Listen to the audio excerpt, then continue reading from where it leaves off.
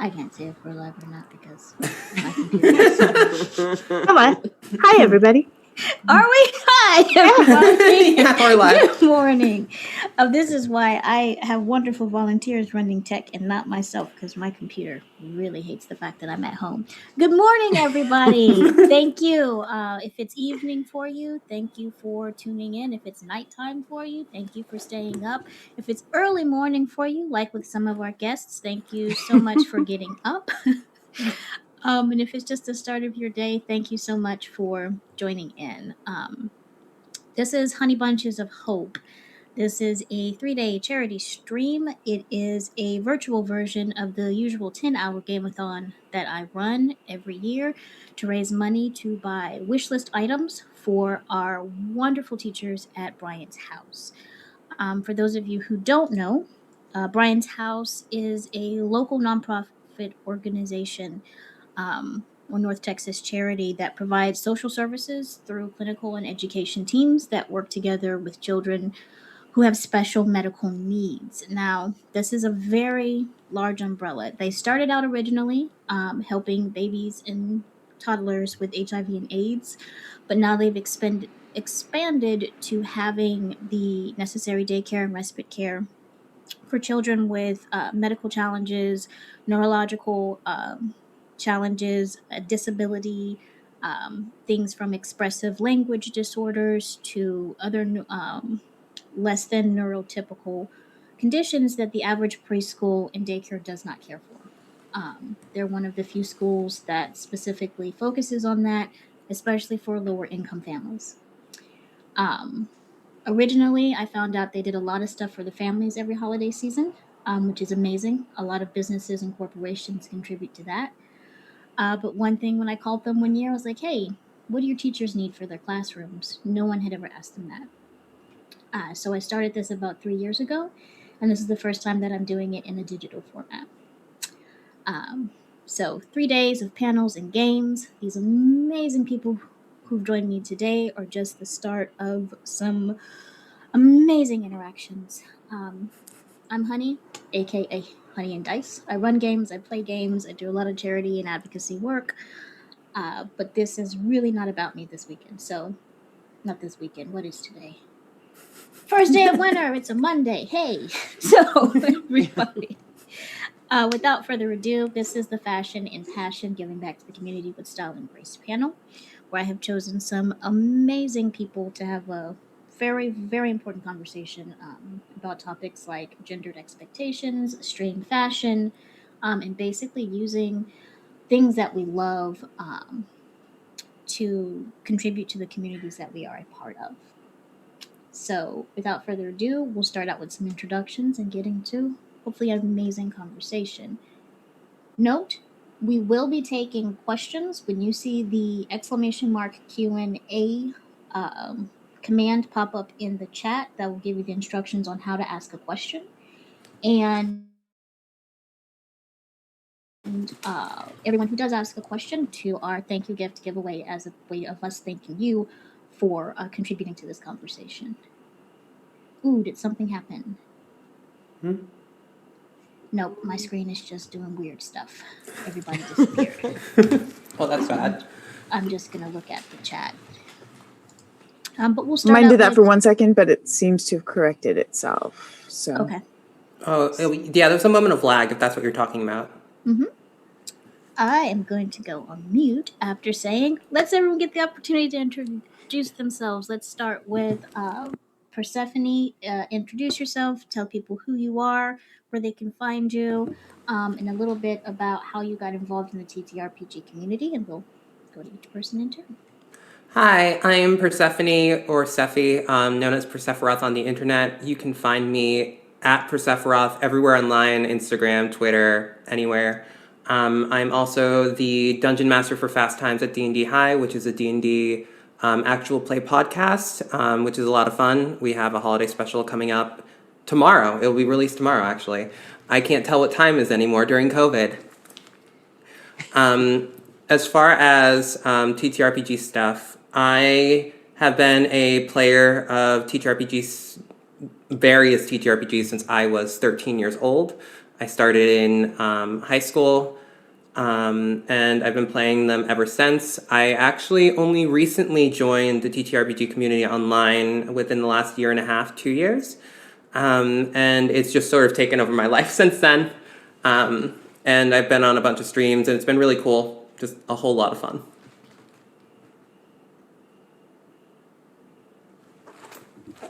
Gotta unmute. All right, Jennifer.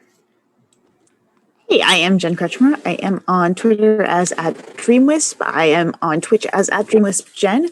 I am a writer, producer, actor. I am part of a number of different tabletop projects, including Silver and Steel for D&D Beyond. I also was the executive producer and co-creator on Monsters and Fables.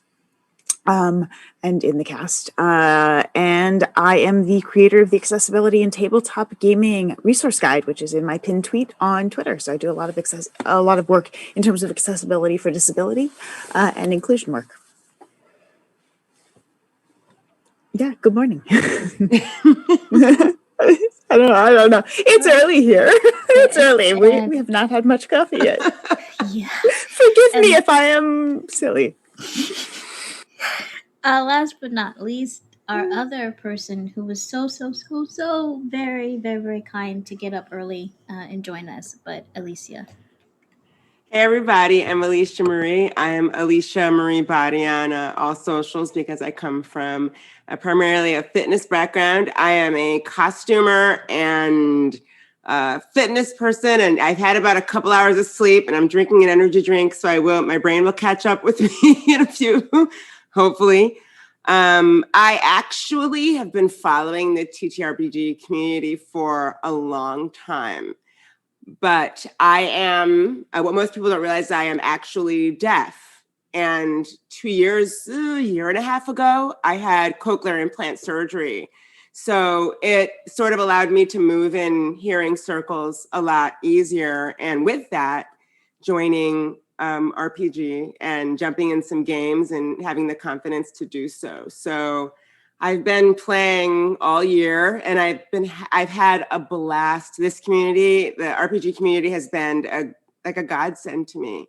So what I've been trying to do in that is be a voice for people who are hard of hearing and to help people understand how important it is to be more inclusive in their games for people who are hard of hearing, and to make sure that people who are like me who've been wanting to play games just speak up and feel more confident about wanting to be in the game. So that's all.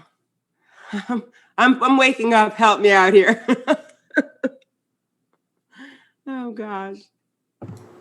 Oh, am I muted?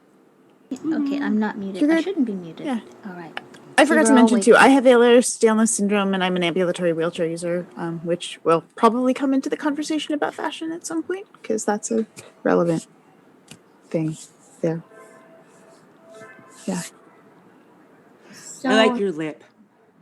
It is really pretty. Thank you. It's rare beauty. It's the Selena Gomez line, which is super awesome because she has lupus, so all of her stuff is very easy to open. The handles and stuff For have like grips and manual stuff. dexterity. Yeah. Mm-hmm. And all of the products are very skin safe, and yeah, it's awesome. I love everything I've tried from it. So, fun tip of the day. and they keep having little like sample size trial stuff for $10 or $15. So, and you don't need much of it. It's awesome stuff. Hashtag not sponsored. Mm-hmm. Hashtag not sponsored, but Well, I mean, if you want, please, gladly absolutely, we'll plug away. Yeah. You hear that, Selena? Sponsored Jennifer. Total beauty nerd. And that's something that I think a lot of the time when we're involved in these tabletop spaces is not something we get to talk about the same way that we do with our gaming stuff, which is part of why this panel is really cool, because that's a side of geekery that those things are often seen as incompatible. Yep. And have been for a long time. Mm-hmm. Just like anything women do. Never mind. But, Well, we can't hold two thoughts in our head at the same time. What? I'm particularly if sorry. I they're was in thinking conflict. about, I was thinking about my eyeliner, so I couldn't hear what you said. Oh. I'm so, right. I'm totally, sorry. Yeah. No, I'm sorry. No, I'm sorry. Apologize Okay, for everything. we can't keep doing this. We can't even We'll go on forever. I'm It'll be an endless loop. I'm too southern to contribute to that chain, but I was listening. It's a different line of accented responses, but that kind of brings me to our first talking point. When I was putting together panels, I was again saying I want to see the panels that I would want to see, because when it comes to fashion and style, especially fashion, I'm a huge fashion nerd. I was the person who studied historical fashion, and I was sketching in That's books really from a cool. very young age, the different dresses and things that I'd want to see. And so glad when I became an adult and started going to conventions and wearing like the dresses from the 1950s or the wiggle dresses and things like that, because I could finally put on, even in the business world, the different suits and stuff, the things I used to draw. So, any community that I'm a part of, one thing people always will point out is style, or that I have a specific type of fashion because it's something that I like. And talking with and seeing other people who had similar interests made me wonder, why don't we ever talk about or share tips about, with this lighting, this particular product works best, or what, if you're going to have to be on the go constantly at a convention, this is the kind of foundation I used. None of those conversations were taking place. um, Connected with the concept of, there seems to be this, I don't know where the idea came from, but aesthetic ideal somehow creating this slider of, you're either extremely, extremely smart and intelligent, and this is a fetishized area, or because you put so much work into your effort, you're not as intelligent or as actually involved or interested in whatever community you're a part of, which is, of course, we all know false. But it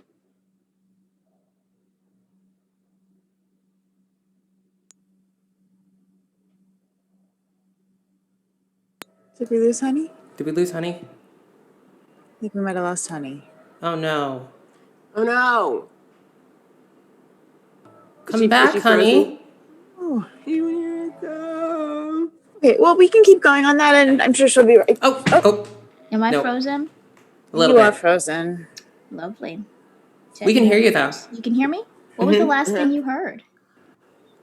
You were talking about how people think that the two are mutually exclusive, and that we aren't able to discuss those things. So you wanted to give an opportunity to have those conversations now, and Yeah. that there's this idea that if you're interested in fashion and style, you're either extremely smart or you're really not.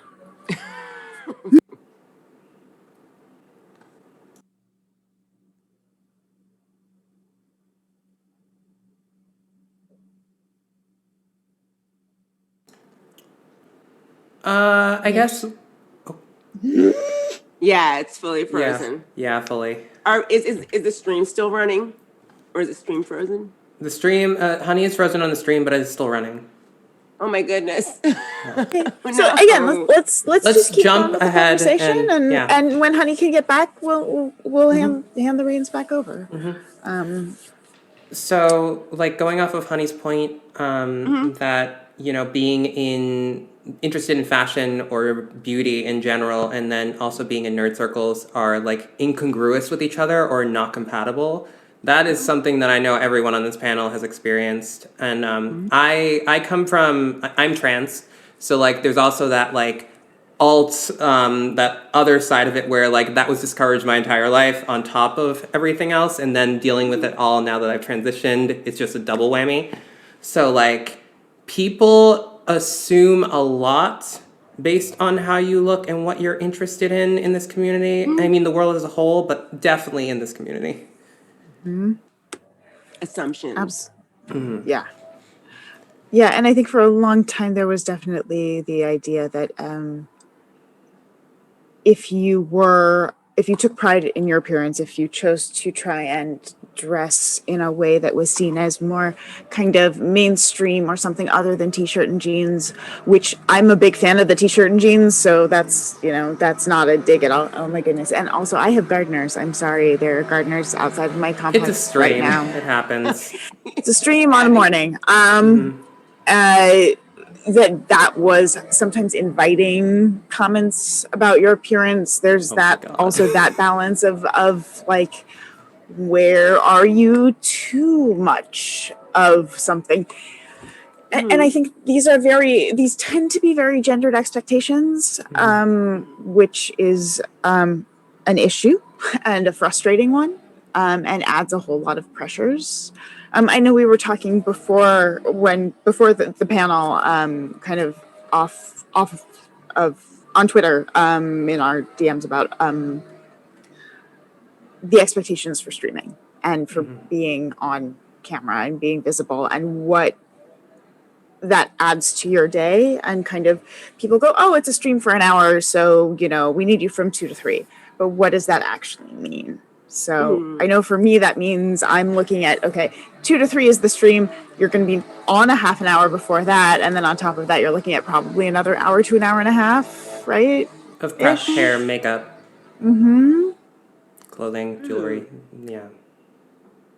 This is something that's really, of course, compared to the two of you, I am extremely new to actually playing, and this year, because of the shutdown, the streaming version of TTRPG has just blown up completely. So it's had it's just added another aspect. So I'm learning, because I don't know if I'm Persephone. I started, I think my first game, like ever played, not watched, I've watched games before, but the first game I ever played was like March of this year.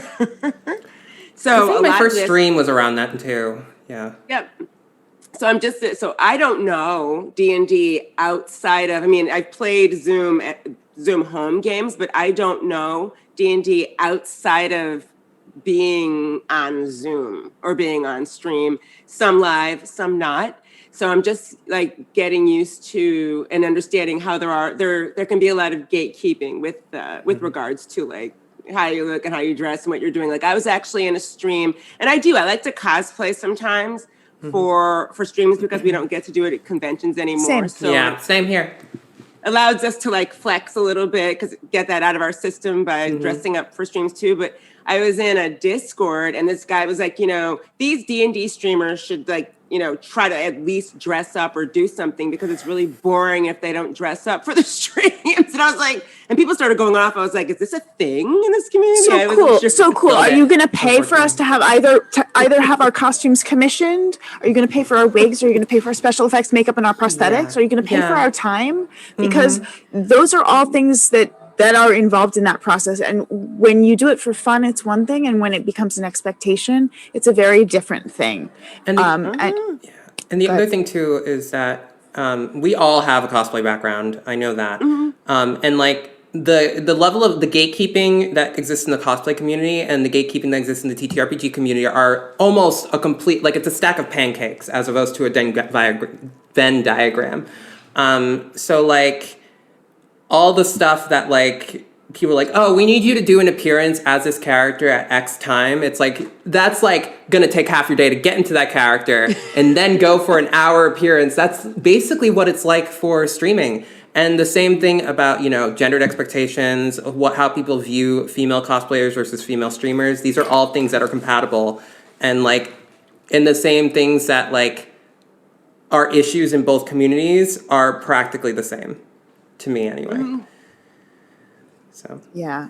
So I think that, those are definitely frustrating things that we all encounter in terms of what we have to do. And there are these expectations on us to be prepared for those sorts of things. But I think also one of the things that we've had to learn is how we make that work too. What some of the things that you've had to learn about what works for streaming, because it's a very different type of fashion and appearance and makeup, even just for a basic, basic everyday kind of look for streaming than what it was when we weren't on camera like this. Because I know I have things I look for in the clothes I'm wearing or the way I'm expressing myself through fashion. But what does everybody do? I gotta be honest, I have clothes that I don't wear any other time but on stream because I don't think they look good in any other context. Like, you're planning for like basically max, like here up, like from mid waist up. And so like it's a very different standpoint, and also the makeup's completely different. It's even different than like if doing like a media appearance with professional cameras versus a webcam is completely different. There's certain things you can get away with on Zoom that you can't get away with in other contexts, and vice versa. I will say that like with my stream makeup, I focus very heavily on lips because having that vivid color makes color balancing a lot easier for the camera itself, and it has something to set off so you don't get. I have the issue because I'm a very light-skinned black person of getting washed out, and having a darker lip makes Yes. yeah. I'm not this pale, but I swear the light just like blows me out badly. It I'm really not happens. this. Yeah, like a darker or more vibrant lip helps the color balance and helps the white balance. Yeah. So like that's always something that I'm looking for. But maybe we should go to a break and see if we can get Honey back, and then we can talk about it Yeah. more. Yeah, Okay. absolutely. Yeah. We're gonna throw a break screen. We'll be right back. Don't go Yeah. anywhere. Be right back please soon. please donate. Yeah, please donate.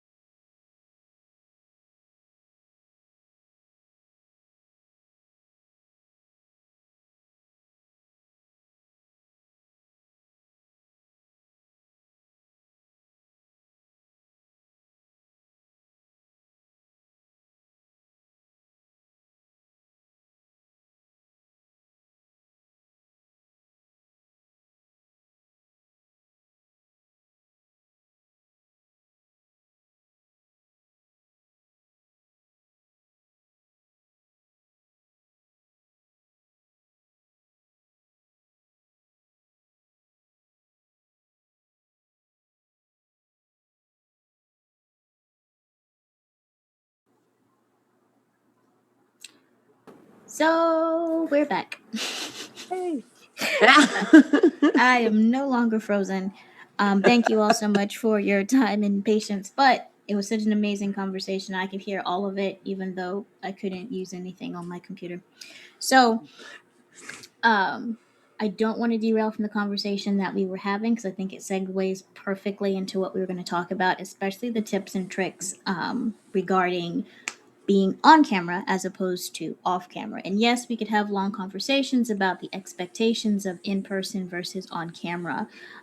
In person sometimes may seem more stressful, and at least for me, it's actually more stressful for me to be streaming on camera because I'm more concerned about everybody being the same distance away from me than I'm in a room. I can take a full length picture, I can go touch up on things, and so on.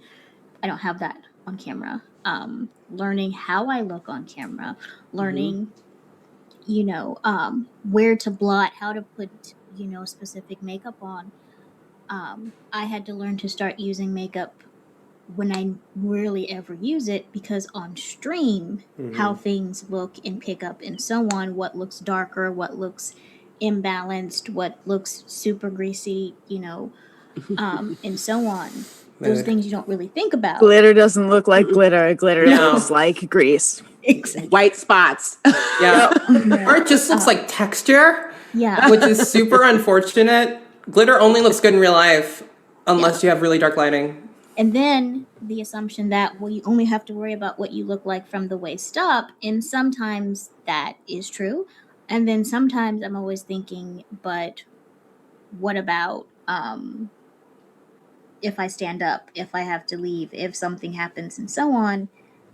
Do I want to put the time and effort in to do a full outfit because they're just going to see from here up, or how I'm going to do here? So See, for me, I feel like I always need to. I wear actual pants when I'm on stream. Yeah. Like I wear pants. I wear actual pants. Instead of sweats, I'm normally in sweats or leggings or something comfortable. But when I'm on stream, I generally change into jeans or something because it changes my posture and it makes me feel like I'm more awake and focused.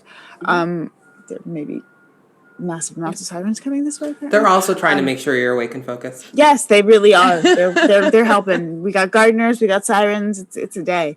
It's an event. But yeah, and just in case I ever have to like stand up and go get something, for me, I do feel like getting dressed helps. I still don't shoes, whatever. I'm not doing shoes. But clothes, yeah. But definitely the focus is going to be here to here. Interesting necklines, patterns. I found that white bounces too much light because I am so pale that I just blow out on camera. But the closest thing I found for makeup is theater makeup. I'm an actor. I studied a lot of theater and special effects. What webcams do is very similar to what you need to do for distance on stage, which is contour to give your face dimension, contour and highlight, but not shimmery highlight because shimmery highlight gets greasy. They don't even use Eyes shimmer highlights on and TV lips. shows. So Yeah. You could put a little bit here, maybe, and maybe on the tip of your nose, but that's about it. Everything else will look greasy. Yeah, but eyes and lips are going to be your focus, and you want to make sure those show up unless you're intentionally having them not show up for a character. So, Exactly. yeah. Pop. Like totally what you're saying, like pop with theater makeup. Regarding like getting into like if you're gonna do a character for a stream, if that's what you're gonna do, whenever I'm doing freckles on a character, like for cosplay, I would put like light freckles so they look really realistic. But I realized on stream you lose them.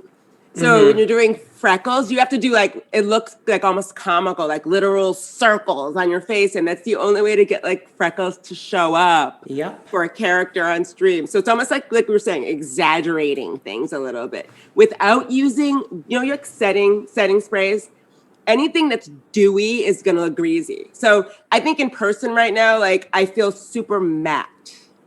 but it looks better on stream. But in person, I feel like too much of a mask, sort of. So it's stuff like that. Yeah. So you I powder down for streams because I just feel greasy as heck and stuff like that. But it's like you're saying, it's like this theater face. So When I put on my face for streams, everything is matte. I have the driest, dehydrated skin you could possibly ever imagine. And I still wear matte makeup on stream. I do have to wear shimmer highlights a bit because even on my skin, because it's so dry, matte can sort of like ruin the planes of my face. So I have to put like a little bit. Only for dimension because you will look greasy after. But like in real life, whenever I'm on like my stream makeup, looks like a mask. It looks terrible in real life. Like if I were to walk into my bathroom right now, I'd look like a corpse. But when it's on stream, I look good. Although I will say, like, I have to use a pretty heavy base anyway because, you know, I'm still getting laser. I'm a trans woman. So like I do have some facial hair cover, but Zoom tends to neutralize blue-gray undertones, so I don't have to do as much color correction. So I actually do less of a heavy base here than I do anywhere else in my life. But like this is like the only time I wear, unless I'm at a con and I know photos are gonna get taken and I know that there's gonna be video. I'm not a full coverage kind of girl anymore, but on camera, it's a full coverage foundation even if it's not all over my face. And what I will say, if you were like me, I thought I had extremely sensitive skin, and I do, but I also have extremely oily skin, which is something I didn't know until I went to get a facial, and I was going to get one that was specific for sensitive skin. And she's like, "Oh no, sweetheart, you have that would be bad for you because you have such oily skin." I didn't know that. I cannot wear a lot of makeups and things like that. There are very few brands that I can wear without breaking out. I have to be conscious of makeup having gluten in it, having other ingredients and stuff in it that I am allergic to internally, but I'm also allergic to externally. So I've had to find very specific brands. Some people can use things like Mineral Fusion. I have to use things like Tarte and so on. I'm not a full coverage kind of person. It's mainly just eyes and lips and areas of my skin that are slightly darker from scarring and things like that.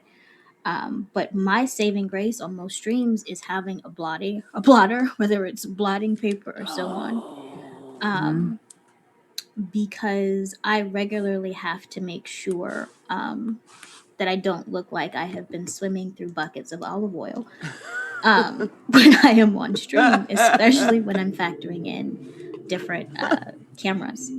So eyes and lips, and I always like a more natural lip unless I'm in person for the most part, because then I'm doing my semi pin-up kind of looks and I may do a red lip or so on. But for me, on webcams, I have never looked good with a darker or a brighter lip when I'm streaming. But I do have a darker skin tone. And I have been cursed / blessed with being Creole. So the outside, like the edges of my face are a different color than the inner parts of my face. Center. So I have to focus on highlighting that center and never accentuating the outline. I or will it just say looks super dark. there are ways to do it.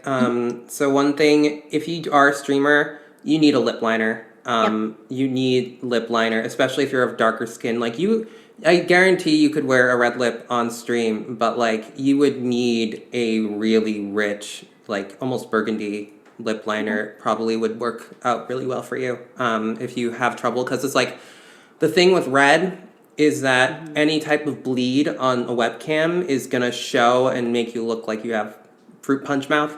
Having a really clean line will help with that. Yep. So Yeah.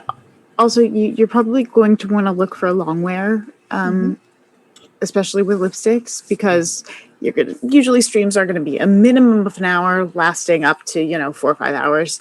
That means it's usually going to be matte formulations and long wear formulations, which means it's going to get dry, have chapstick nearby, but those are the things that will stay on.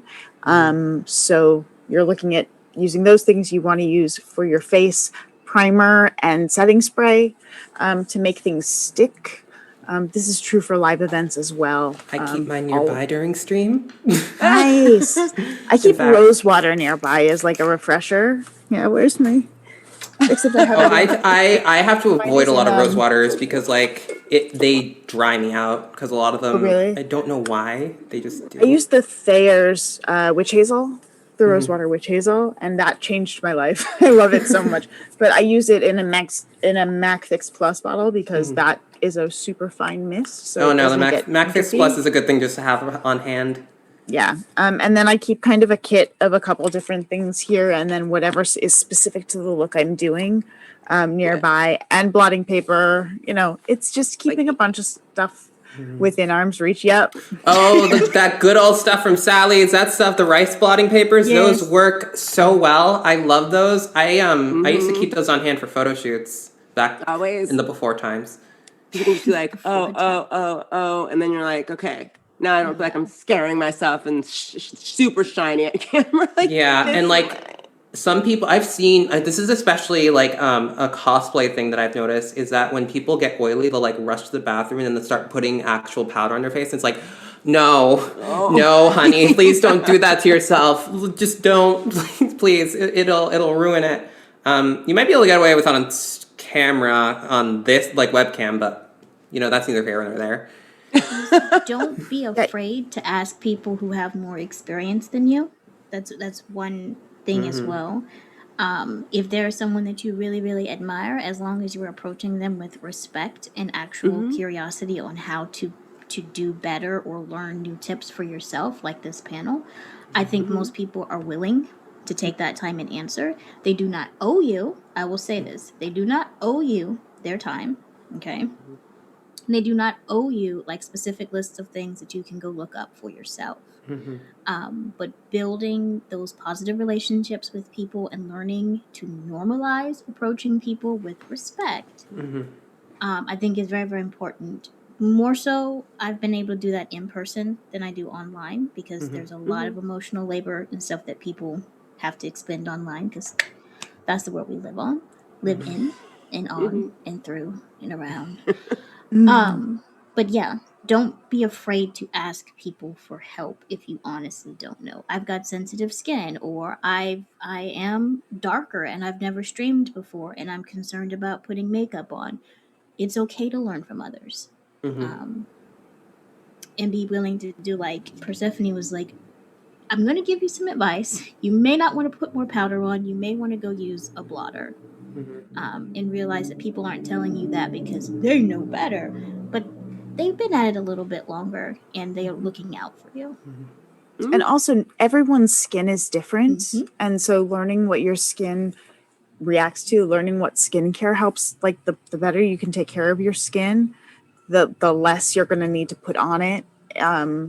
You'll always need to do something to help mat it down and even it out. But that will help a lot if you can have good skincare and just in general, you know, always wear sunscreen. Oh yeah, always, Definitely. always. It's like, especially if you're if you are on any kind of visual platform and plan to stay on that for a while, especially if you're femme presenting, aging and all that other stuff. Like, unfortunately, that's part of the game. Also, to jump on the point about, you know, different skin types, different skin tones, stuff like that.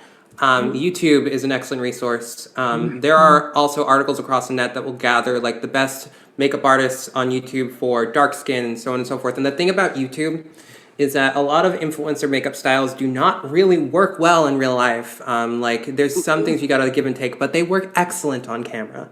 And a lot of those tips can help you. I know that if you have darker skin or if you have issues with hyperpigmentation, you wanna go check out Jackie Aina's tutorials. If you are pale-skinned and you are really suffering with finding foundation, you want to find someone like Nikki Tutorials or something like that. Like there's someone for everyone to do stuff like that. Maybe we should talk about the things that we can't go on camera without. Like we absolutely bare bones cannot do without. So, let's take one question. Okay, sure. And then jump to that topic. And do some. Do you guys mind if I put a screen up because the sun has come up do and what now you I look need like to. No, please do what you need to do. Hello, Galadriel. But what the heck Yes, is going on? And yes, I have pajama pants on, so don't say anything. I have leggings on, which is my idea of pants on stream. So, although I do have a skirt on, so. So I don't know if we answered the question on stream, and we may not have the. I've been putting all of the questions into our Zoom chat, so Oh, there's a quite a bit. list. Yeah. Thank you. You are amazing, which you already should have known. Oh, these are really So good you got asked questions. about what the most time we've spent Yeah. preparing to be on stream is. Let's start with that one, so then we can Okay. segue into the what do we absolutely need to have or can't do without when getting up. So, question that was asked a while back before the break, and thank you all for your patience again, was what is the most time you've spent preparing to be on a stream? Ooh, that's Okay, I'll a start. really good question. Yeah, you go. Okay. It's just a lot thinking about it. For me, I'm going to honestly say, like I was saying before we went on break, I've been using sort of getting into character for streamed RPG games to get my sort of cosplay fix in. And recently I decided to do she was like a deep gnome, and they tend to have like a blue, sort of bluish purplish skin tone. So I decided I'm going to do the whole thing. I'm going to do the ears. I'm going to do the hair. I'm going to do the skin tone, the eyes, freckles. Oh my gosh, did I regret that? Because it took me about, I don't know, 4 or 5 hours to get ready for stream, because I had to do the full, like, like someone was saying, you have sort of like an OCD when it comes to makeup. That's how I am. So like when I'm doing like skin color, like a skin color change, I do like the undertones, like the skin prep. Yeah. And you guys know makeup. So I have the plum first, and then the blue hues all over, and then the wig, and then the eyes, and then the silicone with the ears. That took a long, and that was only from, like you said, from waist up.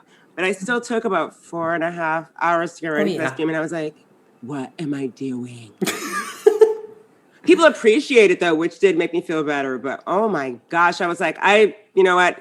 But this is the year to do that kind of stuff. Yeah. So that's my answer. Yeah, mine's probably similar. Oh, go ahead. No, go ahead. Go ahead. Oh, yeah, mine's probably similar. I mean, whenever I do a 1930s look, I have to set my hair the night before in curlers, and then the makeup takes probably 2 hours. And the hair takes another 45 minutes to an hour. It's roughly the same with prosthetics. So if I'm doing a look with prosthetics or a period hairstyle, I'm looking at least 3 to 4 hours.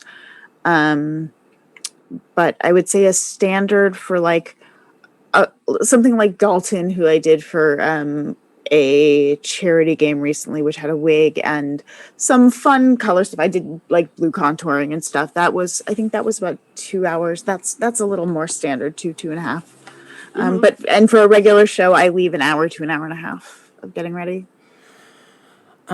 So my standard of time that I leave for streams, just like basic getting ready, especially if I'm a player and I'm not doing anything fun, fantastic, or cosplay related, is an hour and a half minimum. I can get ready in a half hour, but I'm gonna look a mess. And I'm probably gonna be late because it will actually be like 45 minutes. And my time management is terrible. However, if I do something more elaborate, which I do a lot of the time for like the first game of a series of a stream, I'll dress up as a character, or if it's a one shot, I'll do that. I will get ready in advance, and like I have certain tricks to get ready faster. Like a lot of the time when I know that I'm getting into character, I will use a synthetic wig that I will style the night before. It will hold the style forever as far as I'm concerned, and then I can just plop it on. Whereas if I'm styling my actual hair or human hair, like that's gonna need to be done the day of or set overnight. It's gonna be a pain. But like fighting with wigs takes up a lot of that time, and prosthetics and ears, like even silicone ears, they look great. They look awesome, especially compared to latex ones, but they are a pain to get on. Seriously. Oh my Lord, they are a pain to get on. So the longest I've probably ever taken to get ready for a stream was probably when I was on Critter Hug, because I decided to do a fairy look. And that took about 3.5, 4 hours. Ooh, it's rough. Yeah. And then contact lenses. Yeah. Which I can't even get my special effects lenses right now because I have to go see an eye doctor, which because I'm super blind without lenses. I won't. It won't go well. Yeah. No, So I mean, yeah. I think in general we're looking at it's pretty consistently a couple hours at lot of least time. for stuff that's not a regular show where it's people put in time and effort to try and Be entertaining. give a good make it feel like it's worth your time and viewership. Yeah. Well, there's also another element to it for me. I can't speak of anyone else, which is I know that if I don't put that level of effort in, if I don't like do these things, it's going to reflect on the opportunities I get, the streams that I get put on, like basically how everyone's going to view me. Like there is an element of preventative measures with, there's a reason makeup is battle paint. There's a reason that what your outfit is armor. Like, yeah, you're going to get negative comments if you're a femme streamer, no matter what. But like the outcome is usually a lot more positive as far as your professional stuff if you put in the effort, which is not the case necessarily for people of other walks of life, I will say politely. Yeah. Yeah. There's also a ritual to it. It's getting into the headspace of, okay, I'm going to go on. I'm going to feel good about myself. I'm going to, this is the process of me starting to focus on what I'm about to have to think about. For me, there's a ritualistic aspect to it.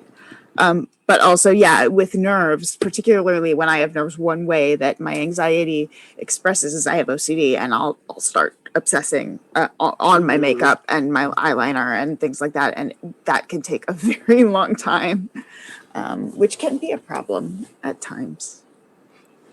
I liked when Persephone was talking about shortcuts, and I think that if you stream a lot, like you guys all do, you start learning like ways of still being able to appear how you want to appear on camera, but like cutting down on like the anxiety parts of it. Like one of the things that I actually truly believe in, and this is with regards to ears, because a lot of us RPG people are elves a lot, is the whole like I have the really good ones, like to be a Vulcan, where you have to set the silicone and then you put on your ears and you have to stick them and you have the wig get stuck in the wig and then you're like, oh, gosh, it's stuck wrong. Those, but this is what I did to a pair of ears recently. Let me grab them 1 second. Are they over the ear ones? Because I need those in my life. Yeah, I use the ear ones, like the really good ones, like for cons. I go all out. I do the ears that look like they were colored to look just like my skin tone and everything. But I had these ears I made. They were like whatever, and I stuck them to like a metal headband, and literally like in person you would be like, oh wow, she has a headband with ears on it, lame. But in stream, it works just fine. That's great. That's awesome. And I'm totally stealing that. Thank you. Thank you so much. Yeah, you can also get the headphones that have ears on them. I know a couple people that use those, and then I just stuck them. Yeah, Aradani is where I get my ears, and those are over the ear. But I get mine from Geekling Creations. I haven't tried their stuff. Now I'm writing this down. Geekling is great.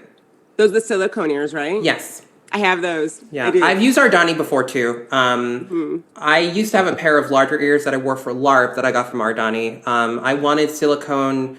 I got my silicone sets of ears because I was going to start doing there was some TTRPG cosplay that I was going to do, and also there's some Lore Olympus cosplays that I need to get done and have to do. So I have to do like Menthe and stuff like that. So I needed actual ears, and I didn't want to spend the time photoshopping the lines off latex ears. So.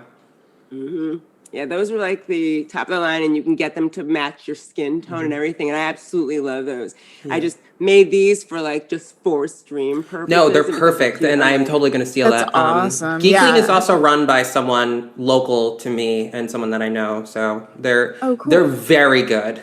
Very good silicone ears. Oh yeah, these are gorgeous. Oh my gosh, these are gorgeous. Sweet. Yeah. This is making my day. Yeah, I like, oh my god, we're talking about makeup and beauty. We love this. I never get to talk about this stuff. Ever. I don't know about y'all, but I never get to talk about this stuff. Well, and I'm doing the Zoom makeup design for a production of She Kills Monsters right now. That's So really cool. I'm the makeup designer for it. And Alicia, I 100% may steal that headband idea because there's a character that would be perfect for, who's, It's yeah. really, that's brilliant, Alicia. Yeah. This is just, I cannot stress enough how much that will change my life. It's like, I need to spend some hot glue. Okay. Because I'm actually, and this is what it is. When, like you were saying, Persephone, if you do a one shot, you're like, I'll go all out, throw it up. Have the full accent, the full like sort of personality. But if it's a long campaign, dressing up as that character every time, you're going to start getting real tired of it fast. And that's what happened with the ears. And I was like, wait a minute, did I really just like commit myself to putting on these ears every single week? And that's when I was like, hot glue, buying a headband from CVS. It's happening. Good old hot glue, the savior of cosplayers everywhere. The savior of theatrical everything everywhere, honestly. Oh, God. So crafts, hot glue is just a magical substance. I have the burns to prove it. Anyways, that kind of, I think we already started to lead into the next topic. We were trying to like touch on what are some things we just cannot do without when it comes to like accessories or makeup or props or things like that that add to the image that you like to present when you are on a stream. So because we have a limited amount of time, we could probably talk for hours on Hours. Hours, honestly. Let's do like the top 3. Like you're getting ready for a stream. We're gonna stick with streams because that's the life that we have today. What are you have to pick your top 3 things that you have to make sure are in place or that you have as part of your beauty regime. Ooh. The first one that comes to mind is like demi corner lashes. I use the oh gosh, I should have brought them over. The what's the eyelash brand? Ardell. Ardell? Yes, they're Ardell. They're Ardells, and I think they're the 100 or 300s maybe. I can look. Are I they will the find out when the specifically expert starts talking. demi-wispy one? The They're demi half wispies, one? but they're only the half lash. So they're quick to put on. I don't have to worry about putting on the whole lash. They're just corner lashes, and they just open up your eyes, and it's super fast. They're great. Cat eye in that. It makes a big difference, and they're slightly tapered, so it just brings the attention to your eyes without being heavy lashes. Just depending on your eyes. Yeah, I don't want the weight of that. I don't notice them. I don't feel them. But when I'm on stream, I would say maybe not when I'm streaming on my channel, but when I'm on a show, I will almost always wear those if it's not a character who needs different, like bigger lashes. They're just very comfortable. They're really inexpensive, and they're reusable if you take care of them. That's the first thing that comes to mind. And then lipstick and blotting powder or blotting sheets, I think, are probably my top couple of things. Also having a hairbrush and a mirror nearby to double check. Oh yeah, I always have a compact nearby. Yep. I'm laughing because like within reach of me right now are like so many different beauty products and blotters and that you can't see on screen. Yep. All right. So who's up next? You want to go Top first? 3. You can go first. Oh, me? Okay. I'm going to actually echo what Jennifer said. Lashes change my face. I'm the person that'll be on social media going, I hate fake lashes. I'm about to get lash extensions in 5 seconds. And I got like inundated with a million responses from people saying, no lash extensions. And someone actually wrote to me, it can be so good in some ways. I was about to get lash extensions because I have really short, curly, puny lashes, and I always have to use faux lashes to glue the whole strip thing. And someone wrote to me and said, why don't you try the magnetic eyeliner with the magnetic eyelashes? And I was like, because it looks ridiculous. I doubt it works. And she was like, try it. And I was like, okay, Amazon $7.97, $7.97. I'll try a set. It has changed my life. Okay, I want to know which one you get. Me too, because the ones I see are always like $50 sets. All you have to do is do a nice line. I was completely skeptical. I was, this is some garbage. I drew the line, I was like, here we go. Here goes the mess. Stuck it on, and I was like, honey, I need a link. Yeah, like right now, please. Yeah, please. These are the ones I use. They're the 301s. The Ardell Demi Wispy 301s. I could have said that. Sorry. Yeah, no, it's all good. And they are $12.99 for what, 4 packs? 5 packs? Good. 4 packs, and they last. I'd say a couple. I can get at least a month, usually more me out of too. them. Oh my god. And I was you like, just what is this sorcery? take care of them, clean them. You cannot reuse them. I have had corneal ulcers.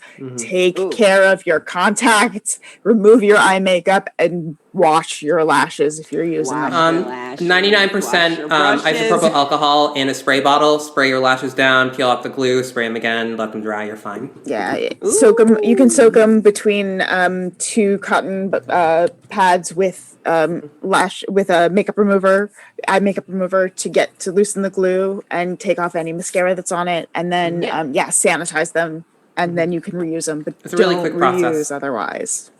That's really good advice, by the way, about cleaning lashes, because I have had eye infection before. I don't know if it's from a contact lens or and because we're always changing things and we're always wearing makeup and we're always putting things on and off, you never know what gets in your eye, and you don't want that, because when you have like an eye infection, you can't do anything. You can't wear eye makeup. You can't it's like a freaking nightmare. So as we tend to save our makeup because we are cosplayers, and we're like, oh, I'll need this. I don't need this blue right now, but down the line, and you pull it out, 2 years later, and you're like, oh, I need this for a thing.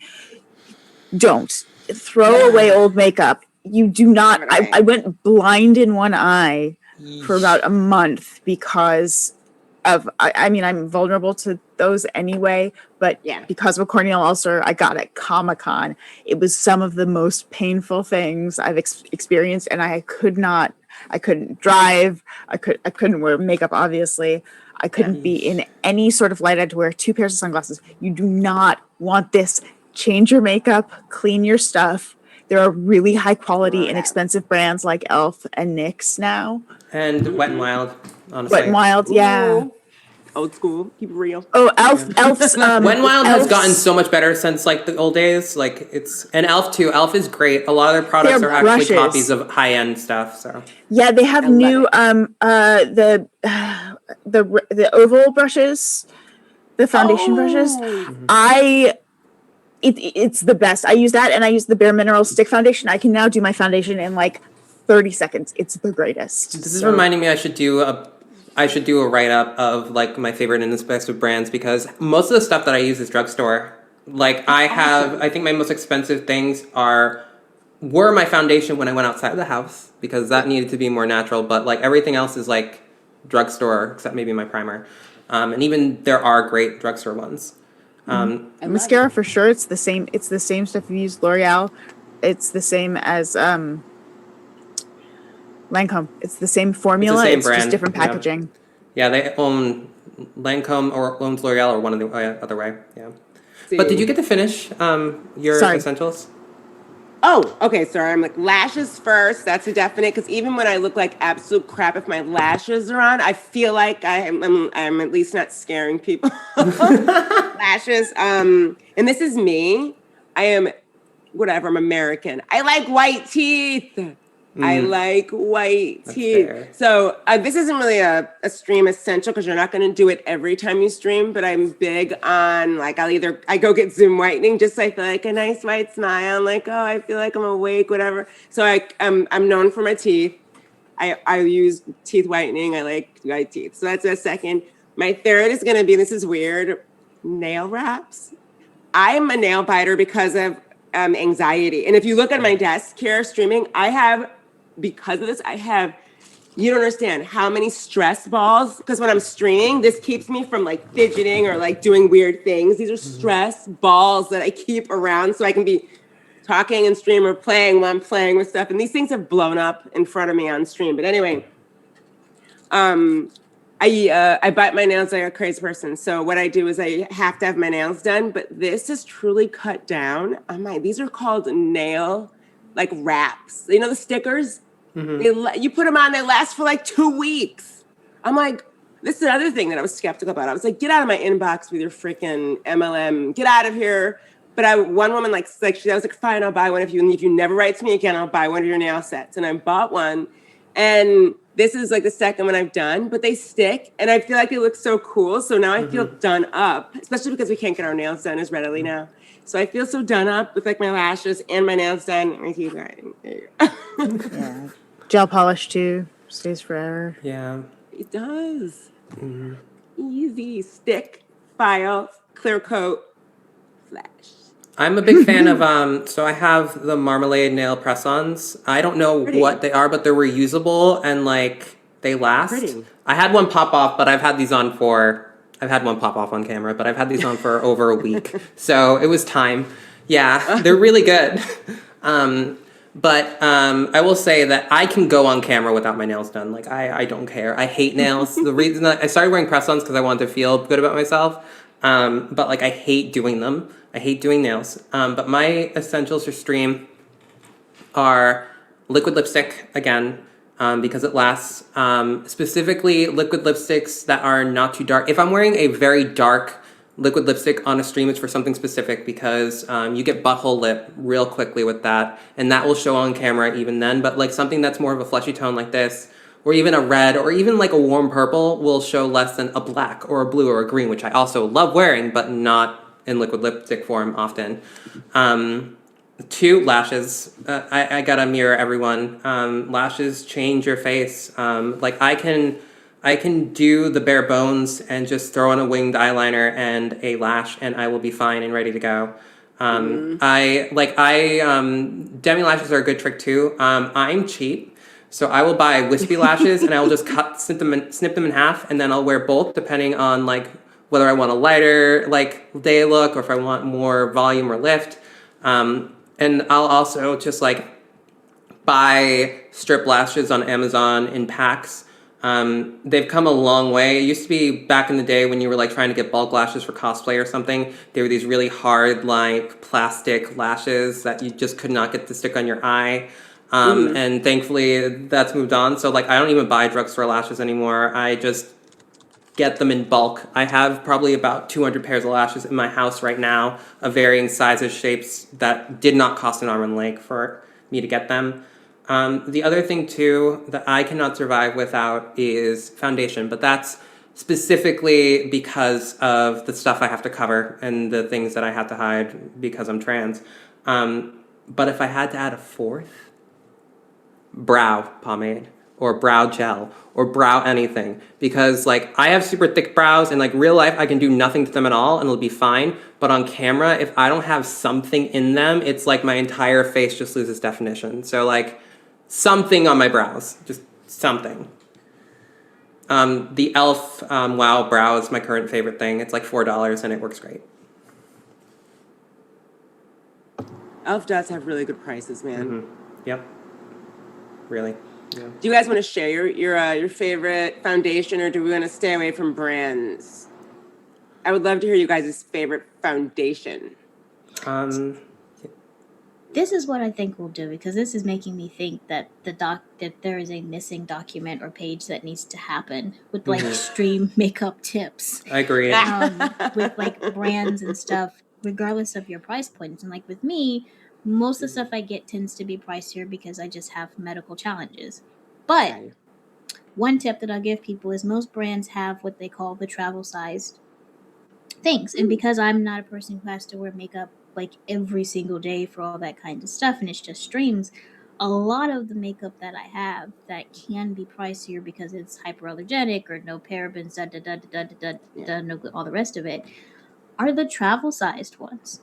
Like I have all these travel or gift size, mascaras and all those types of things, because when I do need to use it, I'll have it. But I also haven't had to drop, $40 for something this big. Like that If it's It not does medicine, hurt. it does hurt a little bit. It hurts. Stephanie's like, no, like One tip is, if you are a professional in this, if Mhm. you stream a lot and you are at a professional level, I can prove that a lot of companies will have pro discounts.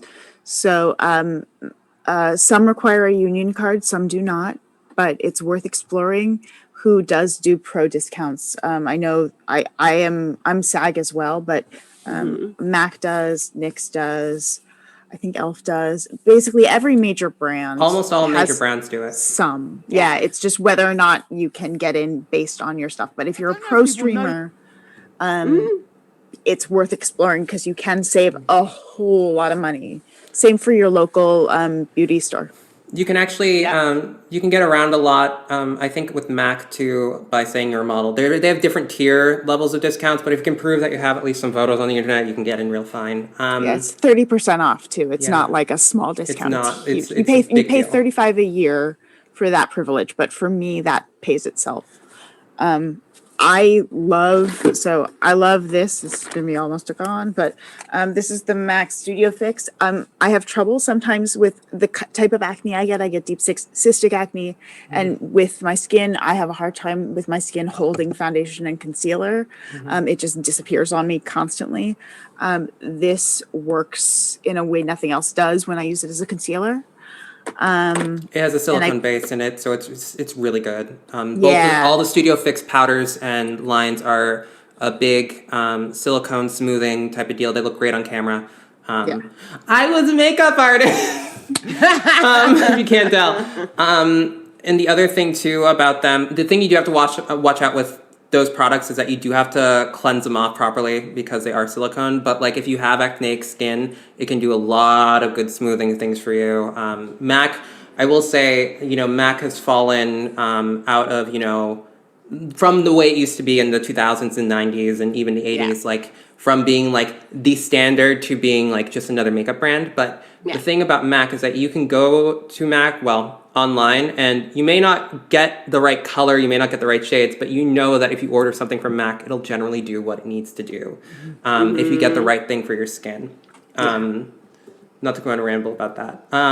But as far as like, I used to run a blog about like stuff for transitioning and stuff and finding affordable brands, all of which would probably be relevant for streaming.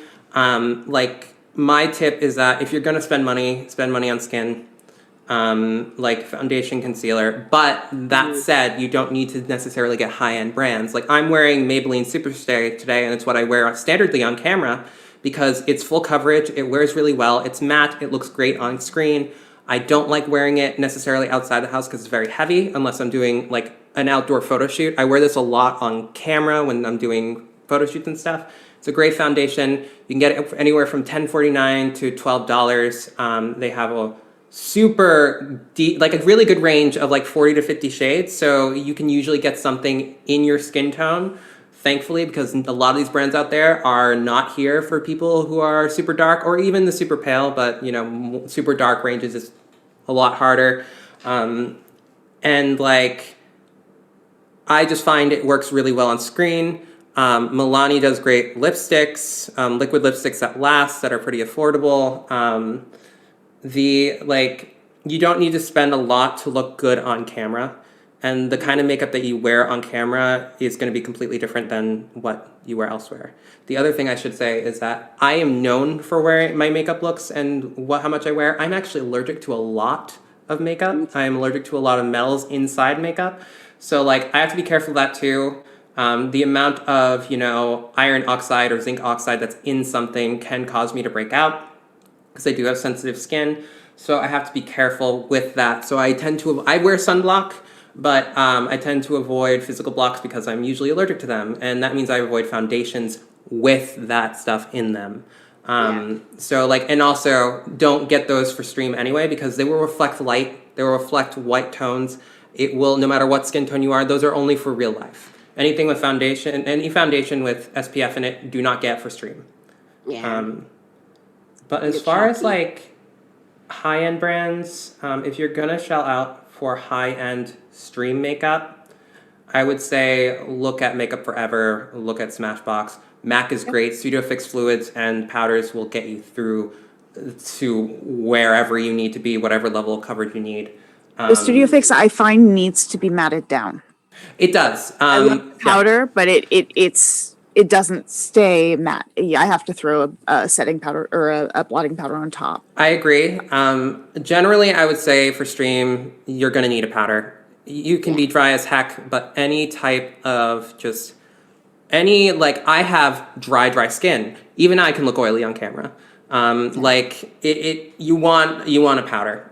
You just do. And even if you're using a powder foundation, especially Studio Fix, because there are emollient ingredients that smooth the skin, you are going to probably want to throw like a translucent powder or something light on top of it.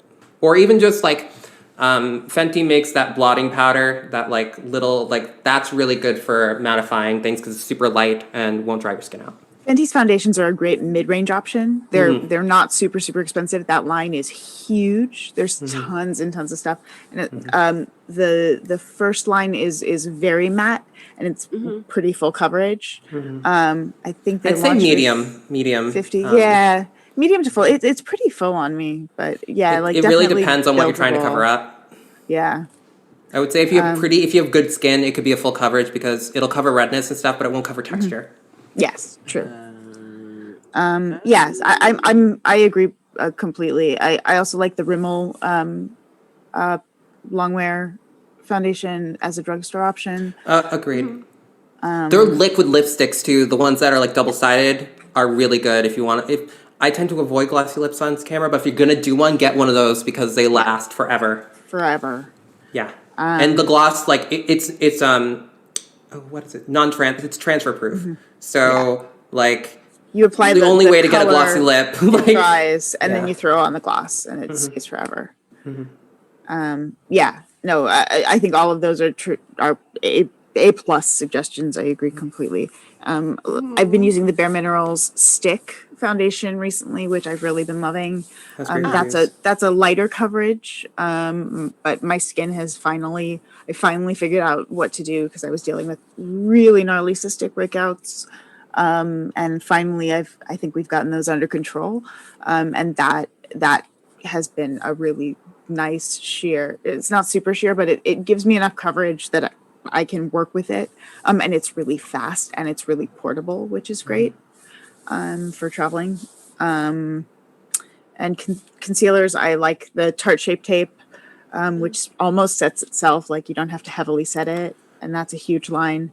And then I like the It Cosmetics. I love the It Cosmetics CC cream, but unfortunately for me, it breaks me out, which is devastating. It also has It Cosmetics is notorious for not having shade range.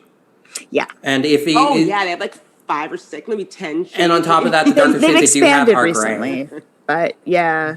But I do like their Bye Bye Under Eye. That's and they just they added 25 or 30 shades to that range fairly recently. Still be careful because the darker shades they have been notorious for being gray. Absolutely notorious for being ashy. Oh gosh. Because when the makeup starts oxidizing and you look like a corpse and you're like, well.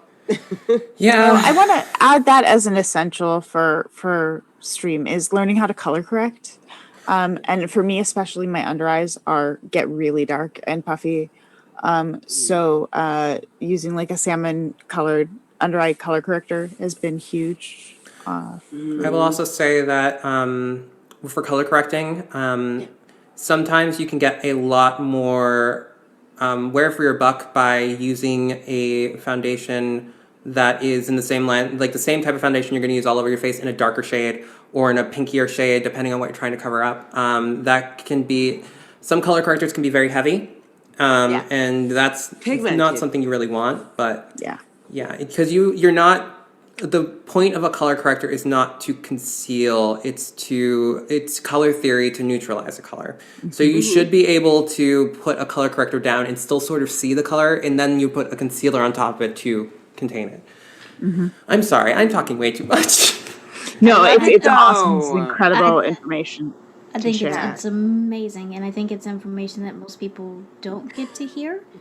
People are like, well, make sure you know how to turn your microphone on mute, which is important, and make sure you know when your camera is on and off, but that's kind of where that stops. And if you are someone whose image is your brand, or it is something that you have utilized to either make people feel more included, or because you like dressing up as different characters or whatever, if your image is part of your brand, then no, you're not doing it because everybody expects you to. It's something that you want to do, but it takes work, it takes effort, and it's something that you learn to do over time. So I think if it's something you're interested in, and we did have a question from somebody, and I hope all the tips, are helping. We had a question specifically about, best suggestion for people to try or start with if they don't use a lot or never use makeup on stream.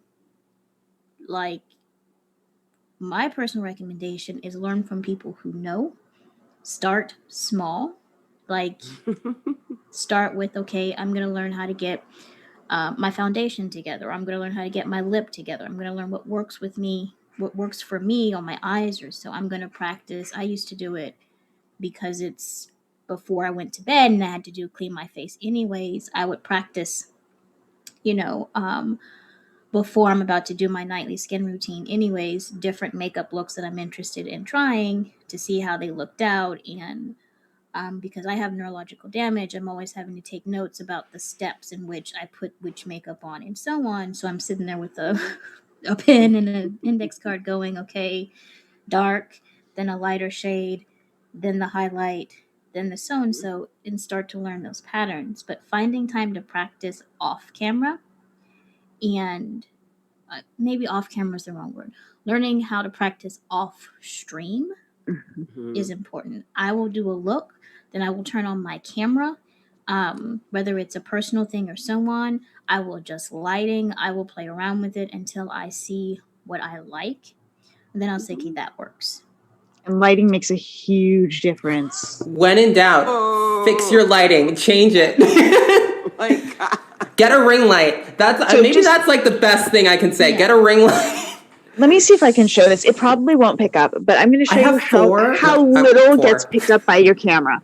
I'm wearing, I don't know if it's going to even show, but I have a neon green eyeliner on. Dang. I love the And yellow. I do too. So from a distance, you can't even see it. And that's a really vibrant color, and it doesn't even carry. So that's the kind of stuff that you want to test and know about. I know that doesn't show, but I also know it makes my eyes look really open and awake. And because I didn't get much sleep, that's a way that I can counter that. But I think what Honey's saying also about having a list, knowing your steps, that's really important with cosplay too, or in costumes. And for me, I have ADHD, and we were talking a little bit too. Yeah, I think a bunch of us do, about some tips and tricks for cosplay and for events. And something I do is something I learned in theater, which is basically I do a garment bag with my jewelry, my accessories. I plan ahead. I know that this goes with this outfit, and I put it in little jewelry bags, and then I throw it over the handle of, or the handle of the hanger for the outfit. And then I know that this is that outfit and it's ready to go, and I don't have to search for stuff. It's all ready. And I can do that with makeup too. I can say, okay, I know I want to wear this dark lip with this. I'm going to throw that lipstick in with that. And then I know to throw that in my bag, and that's my go bag for that particular look. So I think that's a thing. Preparing for yourself. Do we want to take the next? Make life easy.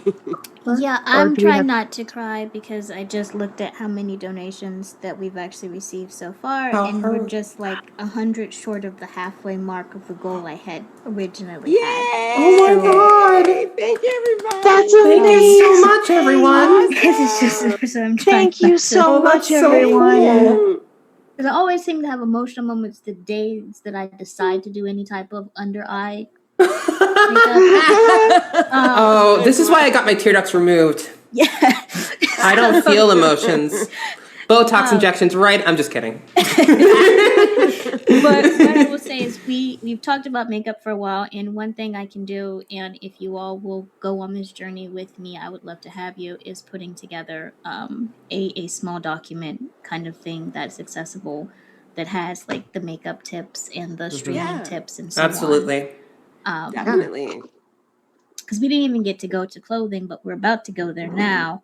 We had a question that said, are there concerns for the femme presenting streamers as far as choosing clothes that are non-threatening? I don't know what that means, but I see I so know what it much means. vitriol online about how people should dress, and it seems like a no-win. Is there a better way? Now, when I first read non-threatening, first thing I was thinking was, are there spikes and lasers? Like, people's perception of Not threatening my coat. is so asinine to me most of the time, but that's a whole nother topic. So I think all of us probably could speak on this. And now we're segued into clothing. So fun topic, but that was the question.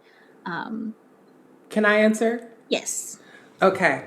So non-threatening in this context, I'm assuming to mean, something that will placate the people who have things to say about women's bodies and appearances online.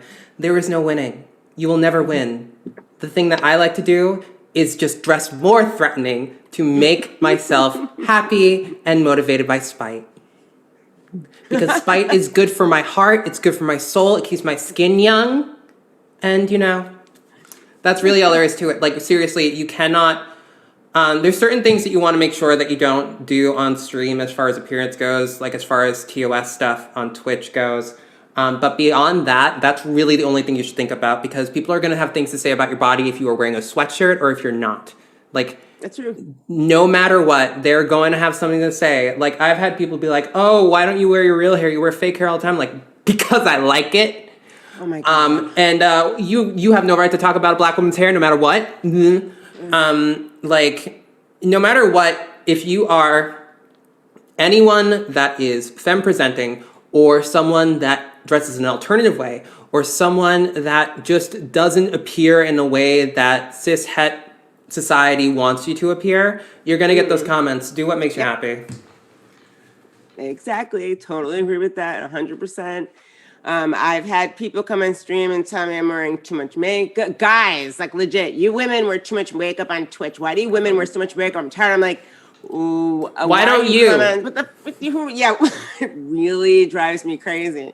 You look like you haven't bathed in 3 days. Why are you doing this? Yeah.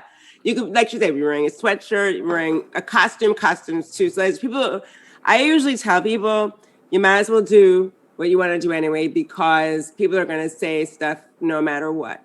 I will say that Twitch's TOS is kind of interesting in that they do tend to target you if you dress a little too suggestively these days. I don't know if it's changed in the past couple of years, or was it always like this? There's like ongoing changes, and part of it was SESTA and FOSTA guidelines. Like, it's gotten worse. You're not imagining that. Yeah. There's a lot of policing of female bodies on there. See, because I was on Mixer before Mixer died, and I behind this screen I'm a costumer. I have naked mannequins, and I got banned from Mixer for my naked mannequins. So I always assume they can't be seen because, a headless, armless, legless, female appearing mannequin is just too damaging to people. So I put up screens and stuff just in case. But so I wasn't sure where Twitch landed on that. Twitch is getting more and more intense with it. Just like every like American-based business tends Social to platform. get that way. Yeah, because of legislation that's passed, basically about what is and is not appropriate. It's a lot. Like, you see it even on like Facebook and stuff like that. It's one of the reasons that Tumblr is pretty bad now. So it's a whole nother story, honestly. Oh wow, Tumblr's coming back? No. Oh, I was like, because I know Tumblr got. Tumblr's dead. Yeah.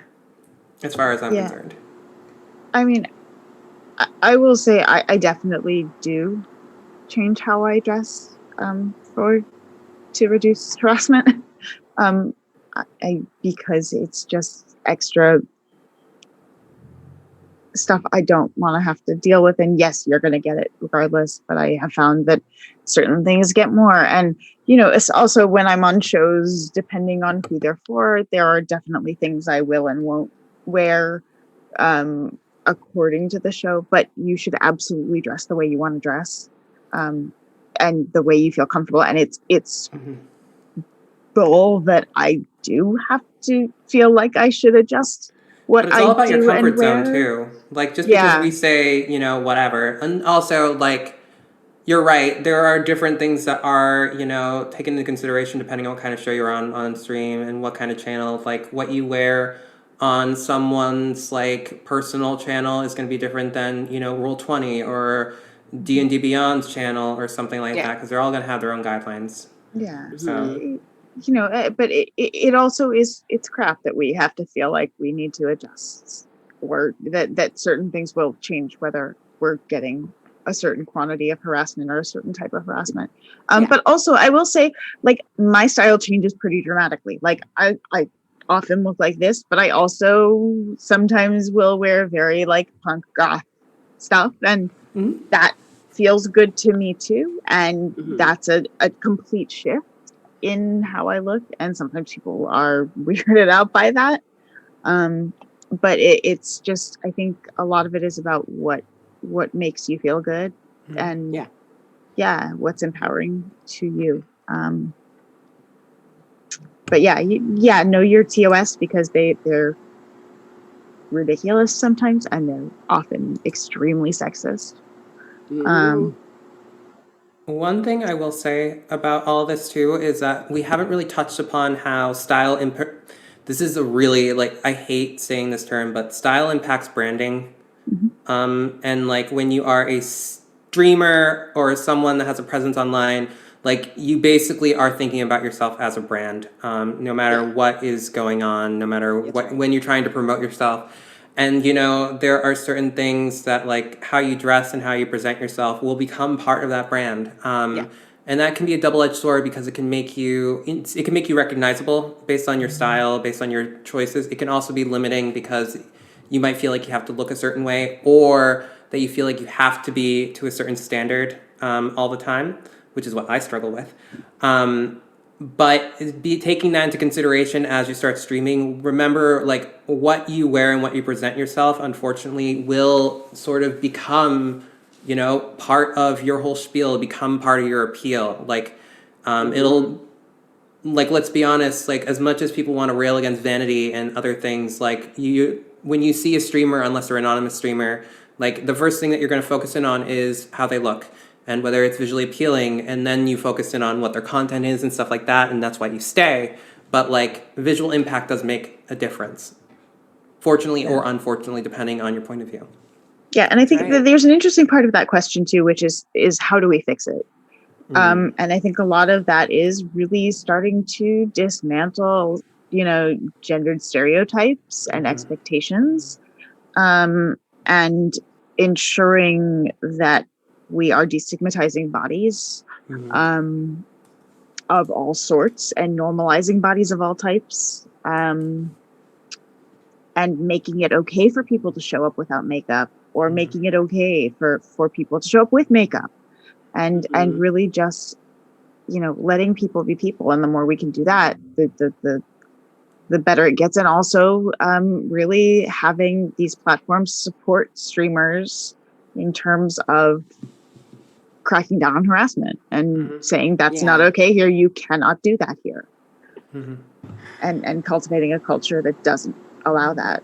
I mean, it's sort of like, I think everyone here, both as far as, you know, diversity, inclusion, accessibility, visual representation and stuff for, you know, people of different races, people of disabilities, stuff like that. It carries here too that it takes often someone who hits the typical standards of what people want and expect to say, this is okay, this is not okay, this is what we should be doing, these are the people that we should be supporting for things to change. Which means that, you know, all of us here, we are known for looking a certain type of way on stream and in our public personas. Like, that's true for everyone on this chat.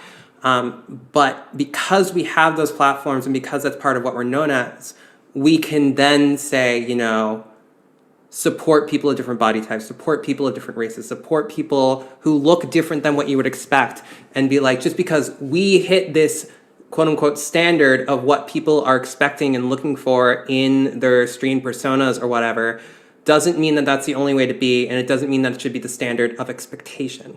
So it takes that certain level of, lack of a better term, privilege to be like, support people who are different. That's right. Yeah. Well said. Coming at this from even what you guys were saying, from a business standpoint, and like you were saying, like your branding, that's what your social presence is. It's your branding, whether you're using it for business or not. But a lot of, how do I put this without sounding like a big part of what you present as what you are branding wise can affect like business opportunities if that's what you're interested in. Yeah. So if so you kind of have to walk a line. I do a lot of stuff with family friendly businesses and stuff. So oftentimes, I can be I love sexy stuff. I can be very sexy, but oftentimes, I'll have brands say, hey, just a reminder, this is part of Disney, so let's keep it PG. And I'm like, oh, that's right.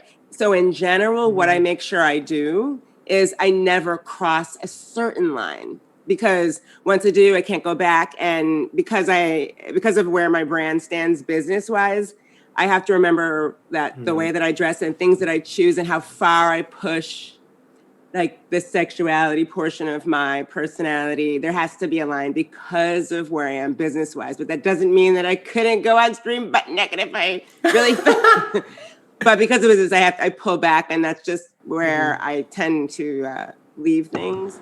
I mean, that's the whole thing. Like, let's be honest. Like, there is not a female streamer alive right now who has not considered OnlyFans, because money.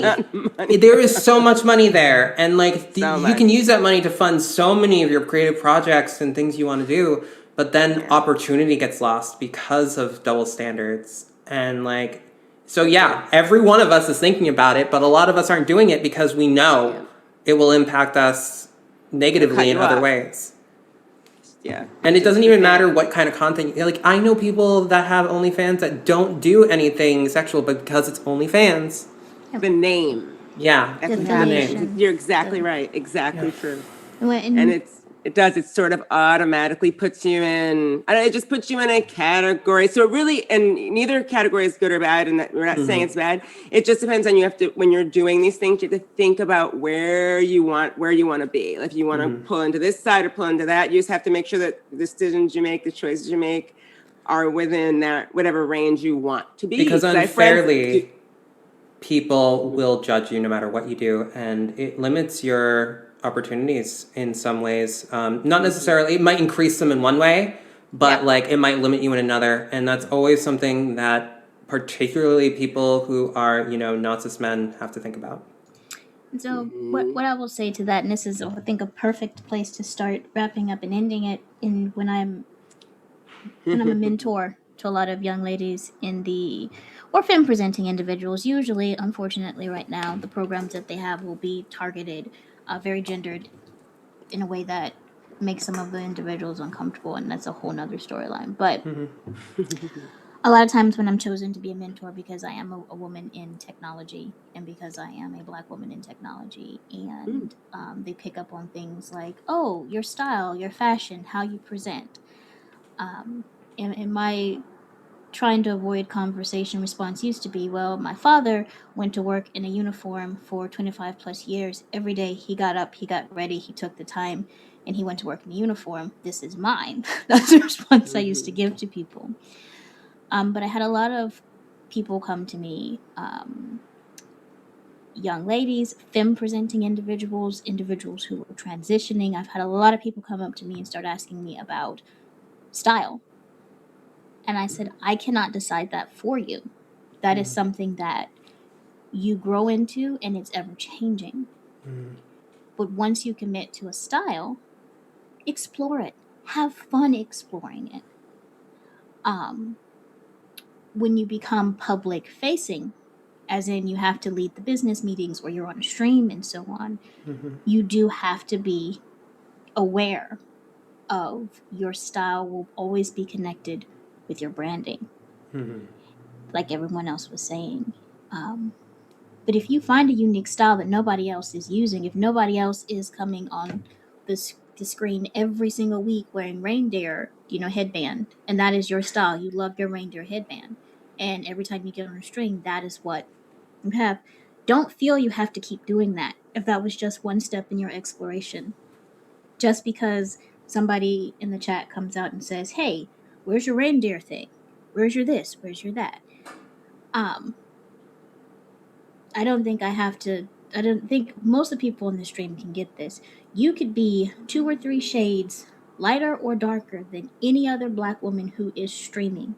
And if someone has a favored streamer or someone that has a lot of public exposure or something that they always watch, you will be compared to them. You will Isn't that be ridiculous? mistaken for You're them. right. Yep. Totally. Or They will confused with them. confused with them. I am 5 foot squat, and there were days I did not come to work, and people would swear I had been to work, and the only other black woman that worked there was 5'11". There is no way that you could have mistaken either of us, but they would have said you were here yesterday. You will get that mistaken for them, misnamed, and compared. So as individuals, we do have that responsibility, I think, to help foster and support people in their fashion and passion journeys. That's a wonderful lipstick. Oh, I really love how you did your eyeshadow. I really loved that t-shirt. I really like those earrings. Those compliments and those encouragements for people to find how their fashion connects with their unique individual passion is something that I wanted to both promote and encourage in this little panel, especially with people who I see doing that on a regular basis already. So I'll give everyone the opportunity to do their closing remarks and their outros as we start wrapping up. But I want to thank everybody for not only holding down the fort when I was having technical issues, but contributing so much in far exceeding any expectations I could have had for how this panel went. So a round of virtual applause for everyone. If you were in this particular chat, I will be contacting you if you were the winner of the giveaway, or as we're calling it, the thank you gift, for asking questions. And I'll let everyone kind of do their outro and say their goodbyes where you can find them. And I would say one quote that you think relates to what this panel was about and what you'd like to leave people with. Who wants to go first? I'm thinking. Oh, Lord. It's an essay question. No, short answer, whatever. I'll go. Good. I think with style, the only constant is change. And so I think you have the opportunity to be always experimenting and using, fashion and makeup to play with your presentation, with your features, with your gender expression. All of those things are things you can do with your clothing and your makeup and your hairstyle. And that's an amazing set of toys that we get. Whether it's just you want to be on stream with nothing other than just a little powder to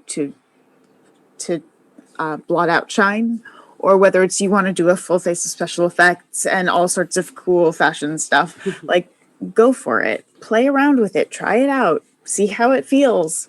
I think that's the huge thing, and learning is such a great part of that, and experimenting and seeing on YouTube what people are doing and how they make things work and picking up books about it.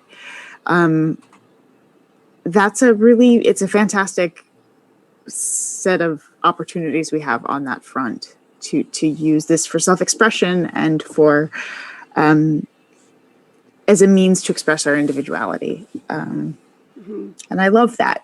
I love that you can continually redefine yourself through these appearance related elements.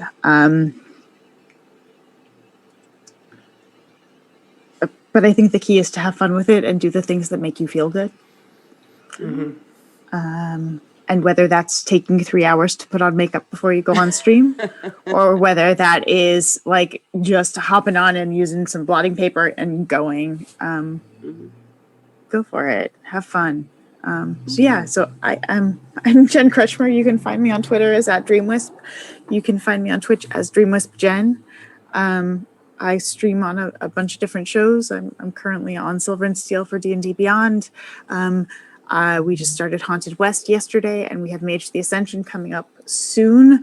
And then some other cool stuff that's going to be announced early next year. I write and produce for TV, and I act. And I'm the creator of the Accessibility and Tabletop Gaming Resource Guide, which is in my pinned tweet on Twitter. I'll stop talking now. Thank you so much for being here.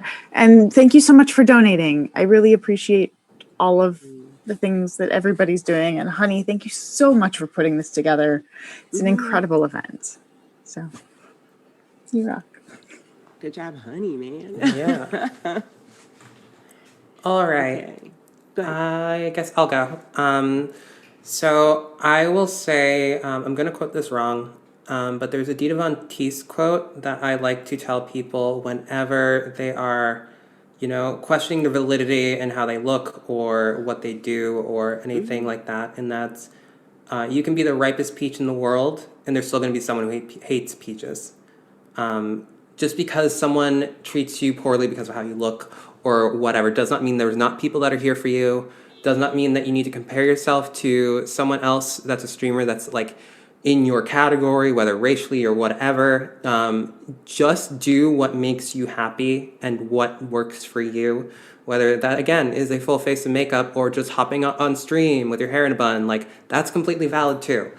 And remember to explore and have fun and, keep in mind that all of this is a learning process. And like, there are going to be days where you look like a fool. There's still days where I look like a fool. Like, not every look works out in the way you want it to, but having fun and, figuring that out makes it a lot easier to take than listening to a lot of the negativity that you get on the internet by being a public facing figure and doing the kind of things that we do.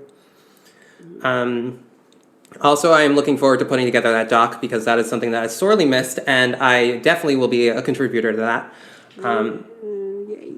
But as far as me, I am at Persephone everywhere online that I actually exist on, except AO3 because you'll never find my old fan fiction. I changed the name there.